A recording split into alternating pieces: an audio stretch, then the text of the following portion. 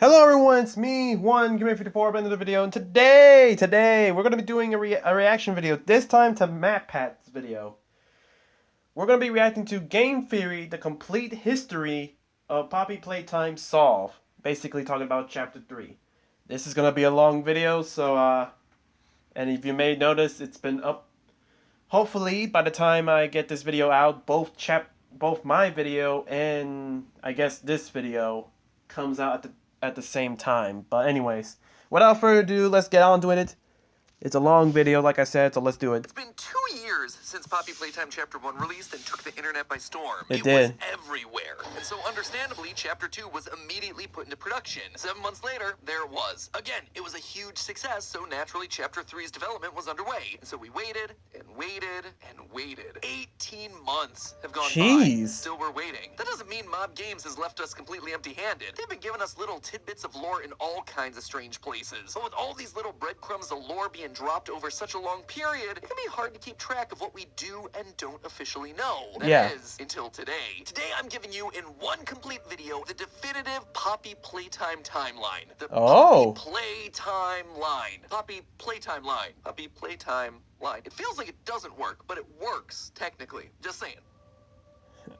The Poppy timeline. Hello, Internet. Welcome Playtime to Code Game timeline. Theory, the show that'll stretch far and wide to find the lore. And while I'm busy doing that, why don't you give a big ol' huggy-wuggy to that subscribe button? We're always doing videos like this to keep you guys up to date, and clearly, it's necessary. I mean, Mob Games has gone a bit insane with the lore drops for this one. It's not quite FNAF levels of let's release 20-plus books with a single line of lore hidden in each one, but still, they tried releasing a movie. Outside of the 2 main chapter releases, we've had a spin-off title with 3 phases and 2 VHS tapes, 3 found footage YouTube videos, 2 ARGs with dozens of tiny scraps of lore, and a partridge in a pear tree. They even hid lore in their anniversary videos. Like, who does that? Who does that? But while their methods might seem unorthodox, it does mean that there's a lot of lore and a lot of dates getting thrown around that are pretty difficult to keep track of, especially when all the story they've been seeding out happens decades before the actual games themselves. Oh, that's Today, true. We're gonna be wiping the slate clean and starting over. We're gonna be putting all the evidence together, all the theories we've had to create one cohesive timeline, so when Chapter 3 does release next month, we know exactly where we stand and what to expect. Strap on those grab packs, friends. It's time to lower ourselves into the depths of this haunted toy empire's history. The story begins I was expecting a jump scare. Rather with Playtime Co.'s website. On this now deleted webpage, we learn about the company's founder, Elliot Ludwig. He founded Playtime Co. in 1930 as a way to, quote, bring joy to children. He gave everything to his company, but sadly that work ethic would just wind up pushing his wife into divorce. Regardless, Elliot continued onward, determined to bring Playtime Co. to new heights, and according to the controversial NFT collection, in 1950, the company created the toy that would put them on the map. In the most incredible video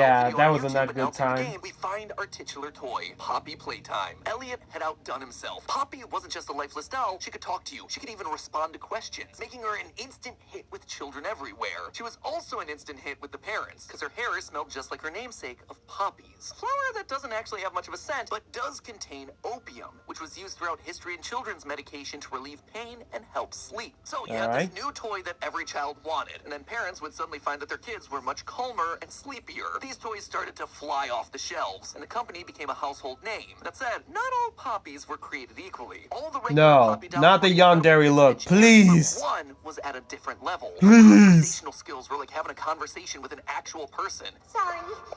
I didn't mean to scare you. But that wasn't a coincidence, because she was an actual person. Hidden in the game files is an unused ending monologue for Chapter 2. I don't like that scary. It reminds me of that anime. Terrible things have happened, and I am the cause.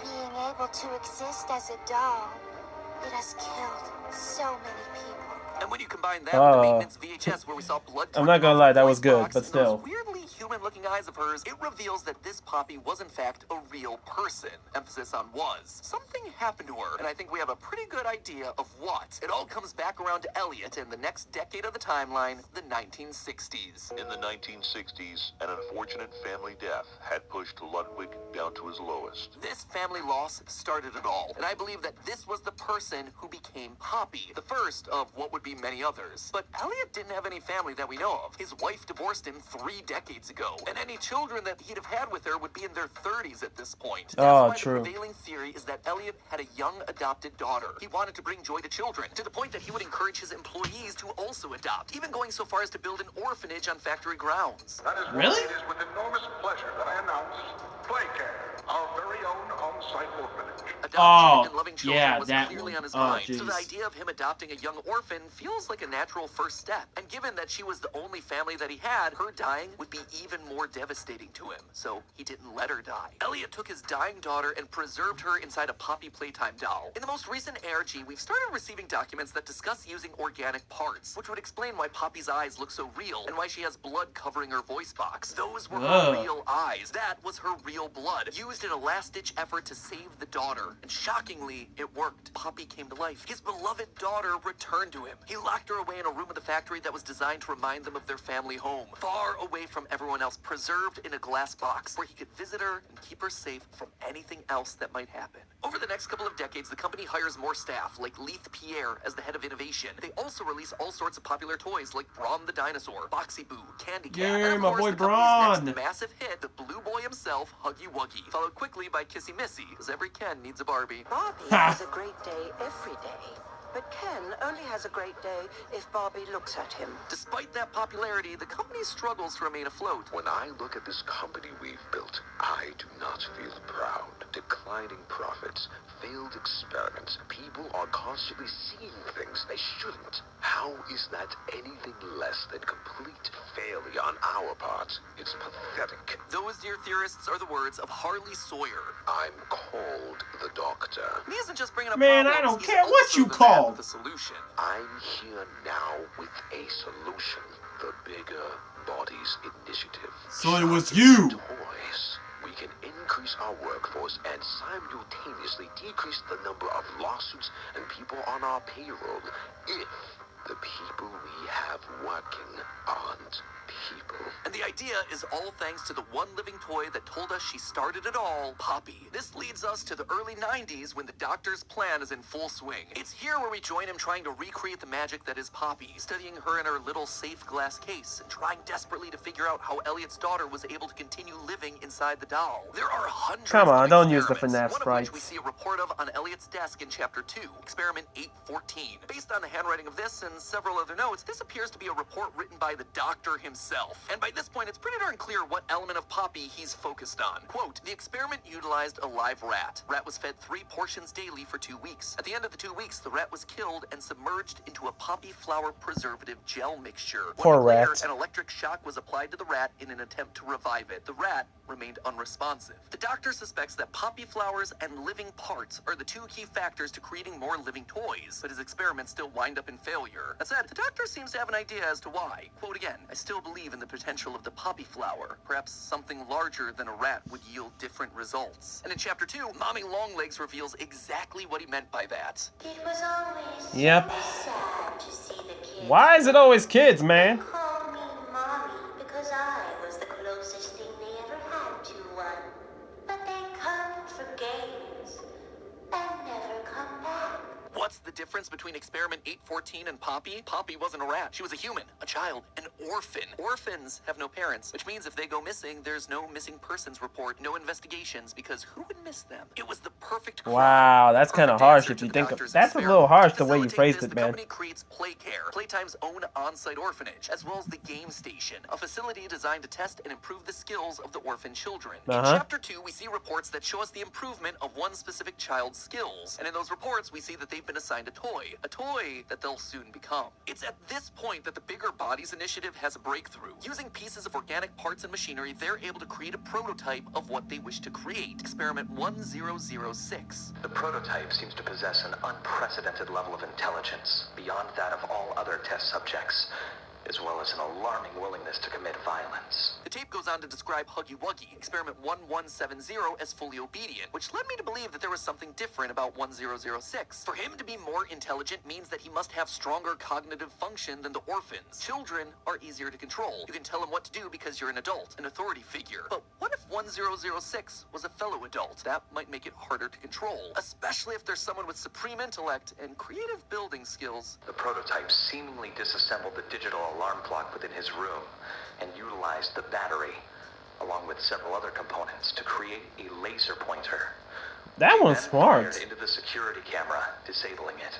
Who's an adult in this franchise that we know has the genius and creativity to make some of the most beloved toys in the world? None other than Elliot Ludwig himself. Now, initially, I theorized that he became 1006 because he was an adult who loved and cared for orphans. And so when he discovered that the doctor was using him for his experiments, he went to shut the whole thing down, only for the doctor to silence him. That's why 1006 Yeah, was that's so what- aggressive I'm pretty towards sure the that's what scientists and happened, the right? tapes, and why he'd later lead the charge in an uprising against Playtime Co. that he would call the Hour of Joy, reminiscent Yes. of what he always wanted to achieve, bringing joy to children. Though still missing, today's events are no doubt in relation to him. But here's the problem. What? Since that theory, there's been a few pieces of evidence that tell us that Elliot was fully aware of the experiments happening on the orphans. There's an email that appeared in the most recent ARG written by Elliot that says, quote, "One of those dang Huggy Wuggies is loose. For it to get loose, it has to be alive," meaning a child had to have been converted into a version of Huggy. This email would also disprove Elliot as being 1006 because Huggy Wuggy is experiment 1170.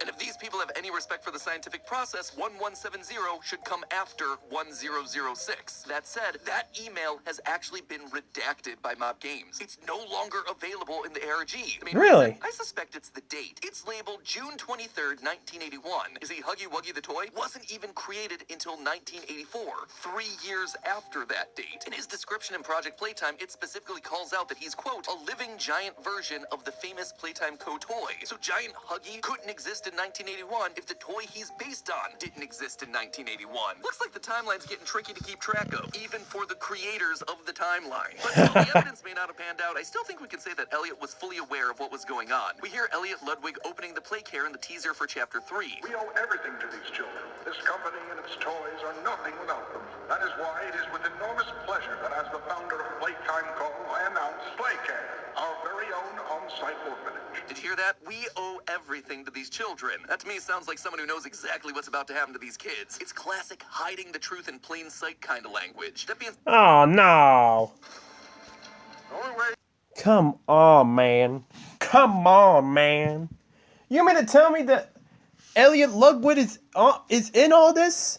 You mean to tell me he's all right, that his company is basically sending children to the gulag and Edo Tensei them to being living toys? Ain't no way this man is... Oh, come on. God... Ugh. Elliot, don't you dare pull a William Afton. Don't you do it. God dang it, man. I thought he was actually different.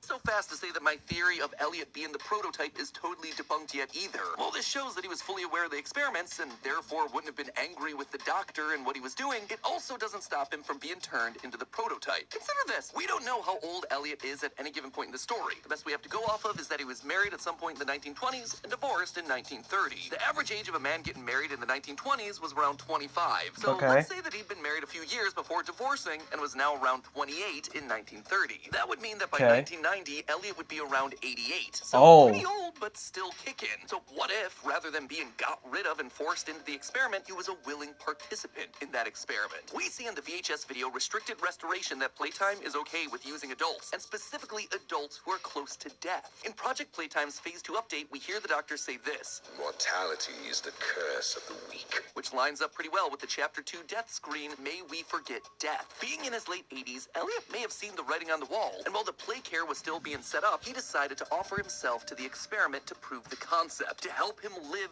forever and to continue seeing Playtime Co. thrive. But Great. something happens that neither him nor the doctor expected. You see, there's an adult that's turned into brawn, known as Experiment 1199, and a key factor is that he isn't able to remember who he is or what happened to him. Whereas the other converted toys, the ones made from children, they seem to be able to remember at least something of who they were. They recognize that this character isn't a tortured child like them, and so they attack him. What if that's Yeah. exactly what happened to 1006? An adult brain might just be unable to truly keep all its memories. Elliot doesn't remember exactly who he is. He's essentially back to his base mindset and instincts, and using his intellect, he's able to put together the pieces, seeing the pain of all the children as they were converted, leading him to lash out and become the evil mastermind that we know today. Despite all the violence and murder, the prototype is essentially a success. The concept of bringing inanimate objects to life using the life of another. Okay, so basically, Elliot Ludwig was essentially part in all this, and he's like, you know what? I'm going to become one of the experiments so that I can continue seeing my company grow to see more success.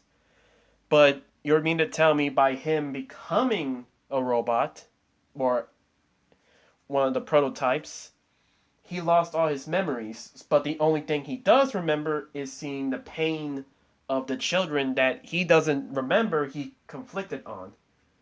So essentially you're telling me he was a bad guy who's with the ability, he's a bad guy, but because of amnesia from becoming a prototype, he's kind of reformed a bit. I'm not like, and you don't see it, but I'm using reform with heavy quotes right now, like quote unquote. I mean, I guess, but I just kind of prefer that Thomas Elliot tried to do it. He tried to shut it down because he can't believe the company's doing this. His company's doing these atrocities and someone silenced him.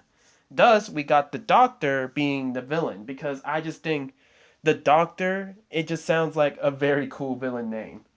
So I just think the Doctor should have been revealed to be. I still think the Doctor will be revealed to be the main villain, but I'm just saying. Worked, and so they pressed on with the Bigger Bodies initiative, with their first major success coming in the form of an old toy from 1966, Boxy Boo. They said it was impossible, yet you defied all odds. The first of many. Naturally, you have proven my Bigger Bodies initiative a success. And just in time, too. The Doctor always wanted these bigger bodies to fulfill jobs around the factory, and there was a very specific job that he needed resolved, and fast. Now, we need to start taming that appetite of yours to flesh. Where to start? Get me an update on the situation, Rowan Stoll was the IT guy for Playtime Co. No, Roland! In 1988, he fixed the puzzle pillars, those minigame towers that you find in Project Playtime. And in 1990, he fixed the phone service provider. Nothing major. That was until he started to notice something in early 1991. Look, I know you don't want to hear any more about this. I get it. Sounds like a bad joke, huggy-wuggy staring at children. If some creep is hiding nanny cams in our mascot's eyeballs, then it's something that needs to be taken seriously. What Rowan was seeing wasn't nanny cams. It was the latest of the Bigger Bodies initiative, 1170, and he was watching kids. That was his job. He was the newest security hire. While we pride ourselves primarily on our high-quality toys and excellent child care, we also pride ourselves on our security. Naturally, Playtime Co. wasn't a fan of Rowan figuring this out, so they shut him down. I just want to apologize. I was wrong. But intimidation wasn't enough. Rowan kept digging. He was an IT guy after all, so he began to build an FTP server with all the information that he'd gathered, even after they sabotaged his car to try and make it seem like it was an accident. They've been using all of the money they've made to experiment on people.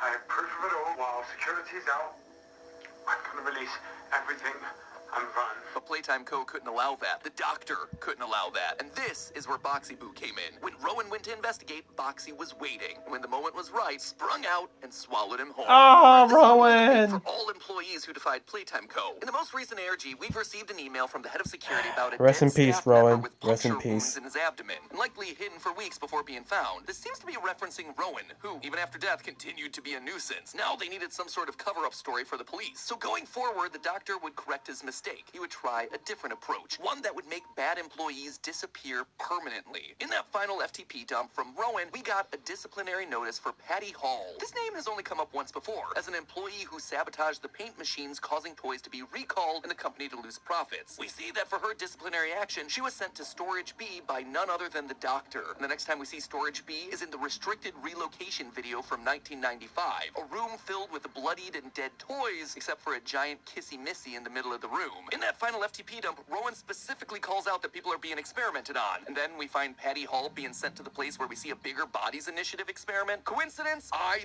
think not. I think this was the fate of Patty Hall. She defied Playtime Co. and the doctor, and so he turned her into Kissy Missy, where there would be no more trace of her for police. Not all these experiments were complete successes, though. In a report from the newest ARG, we learn of experiments 1186 and 1187. While we don't know exactly what went wrong, we do know that there were, quote, shortcomings. So it may not be that there are almost 200 living toys active in the factory, but rather that there are around 200 attempts, some of which were successful, like Huggy Wuggy, and others that were less so. Regardless, that is a lot of victims. And given that Rowan's report started in early 1991, and the latest experiment number we have is 1222 for Mommy Longlegs, who was invented before her toy was released in 1991, it means that all of this happened in a single year, 1991. You gotta appreciate the efficiency of these guys. And so they needed to develop a more effective way to infuse the orphans they'd acquired with the poppy mixture that was vital to the transformation process. So they invented something that we've seen throughout the teasers for Chapter 3, poppy gas. Like I mentioned earlier, poppies have been used throughout history to help kids sleep. And so converting it into a gas is the perfect way to not only get poppies into their bloodstream, but also to sedate them, get them to listen,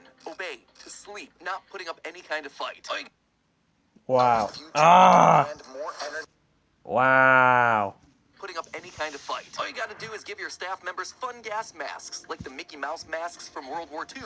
That's still creepy. Signature red and yellow so they appear less scary to kids. But they still needed a delivery method, a way to administer the gas to the kids. And this is where the newest ARG once again comes in with the answer. We've received a couple of reports from staff members of the Playcare that tell us a little bit more about the operation that was going on there. The one child that keeps coming up in multiple reports is Theodore Gramble, who apparently was caught sneaking around the Playcare looking for files that a quote-unquote friend told him to find. Quote from the report, I don't know his name. Nobody else knows he exists. Naturally, the counselor's suspicious of this, as the requests for files seem way too specific to be made by just a 7-year-old. A mysterious figure hiding in the shadows that kids don't know exist and is looking for files about the inner workings of Playcare? Sounds to me like Theodore is getting a visit from 1006, and that's exactly what's happening. Literally, as I'm writing this episode, we got another load of images from the ARG, and one of them is a drawing of Theodore sitting on his bed with a familiar black arm reaching out from under it. The prototype is using Theodore to try and stop the entire operation, to free the kids. But sadly, Theodore doesn't work out quite as intended. According to a transcript, he tried to escape, but something malfunctioned and he got electrocuted, stopping his heart and badly burning him. Fortunately, and unfortunately, there's a way to save him. At the same time all this was going on, Playtime was developing experiment 1188, based on one of their newest toy lines, the Smiling Critters, specifically Purple Cat Catnap. This no.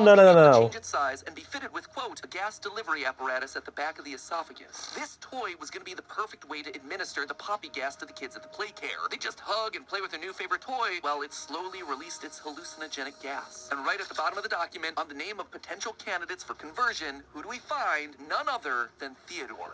Theodore, no! So they gave him eternal life by turning him into the new villain for Chapter 3. In the Chapter 3 teaser, we see phrases like, the original saved me, I rejoice in him, which are heavily implied to have been written by Catnap. He worships the original creation. He wishes to do nothing but serve him. Sound familiar? It's just like how the prototype, the original creation, spoke to Theodore, asking him to do things like finding files. Theodore and his new gas powers were put to good use by Playtime Co. No child would ever step out of line like he did again. We see drawings from children about their new giant purple friend. But or it could be Theodore, like, you know, being worshipped, you know, worshipping the original. That we see is that of Marie Payne, whose sedation thanks to the poppy gas is so severe that she can't even wake up from the nightmares anymore. But while the employees caring for her seem concerned, clearly Playtime Co. got exactly what they wanted. On a transfer request we find in the water treatment control room of Chapter 2, we see the name of the child that would eventually become Mommy Longlegs, Marie Payne. Mommy was eventually moved to the game station, mainly because her trauma at the hands of Playtime led her to be violent towards adults, but motherly and caring towards the children, which made her the perfect fit. Mommy is the last experiment that we know of at this time, experiment 1222, but I suspect that there are many more based on this photo that we got in the lead up to Chapter 2's release, showing the company in its heyday, May of 1992, a year after Mommy Longlegs' creation. But there's still plenty of kids playing around at the game station. More kids to be trained up and taken to Playcare for sedation and conversion. But this is where the tides turn for Playtime Co. Later that year, Huggy Wuggy escapes the facility in the first of many incidents where the Bigger Bodies monsters start rebelling against the company under the command of 1006. This would come to a climax in 1995 with an event known as the Hour of Joy, a combined effort of all the toys united against the Playtime Co. staff. So far, all we've seen of this event is an analog video of Kissy Missy going missing with blood splatter and claw marks everywhere, but we know it doesn't just involve her. In the background of the tape, we can hear screaming from staff members in the factory, the same screams that are heard in the back of the final VHS tape from Chapter 1. Coordination and cooperation is evidently within his skill set, as well as the skill set of all other experiments of his type. Though still missing,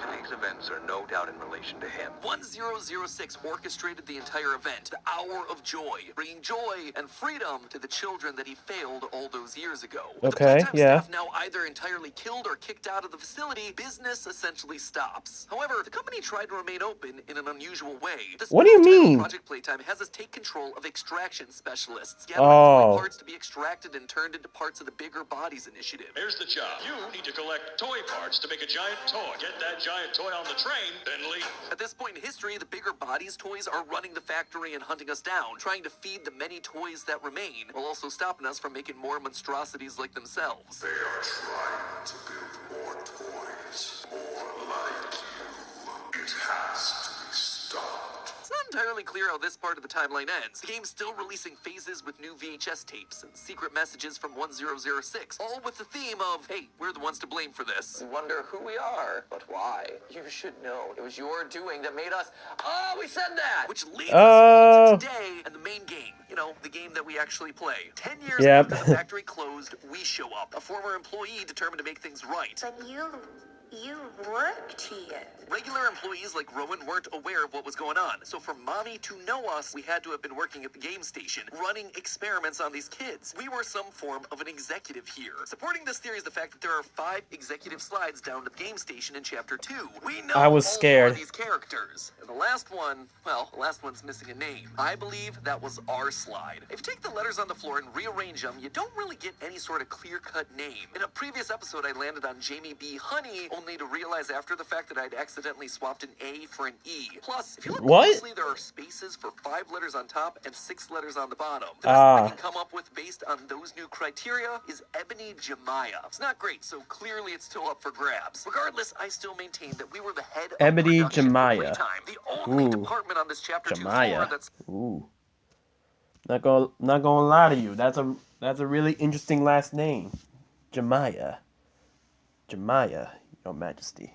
left unaccounted for, with Eddie being the head of research, Stella being the head of play, and Leith Pierre being the head of innovation. We were directly involved in the production of these toys, and so we've come back to undo the sins of the past, or probably more likely, to bury them once and for all. We show up, we knock out Huggy, we free Poppy from her case, we split Mommy in 2, and get her dragged away by 1006, escaping the game station only for something to derail us outside of Playcare. And there you have it, folks, the complete timeline of Poppy Playtime so far. Almost entirely based on fact, with a couple of theories thrown in there that are very well supported at this point. How will All right. Chapter 3 affect all this? Will we see Theodore the cat? Will the smiling critters be able to be saved, or is it too late for them? We're only a few weeks away, so time will tell. In the meantime, remember, it's not a good idea to use science to create.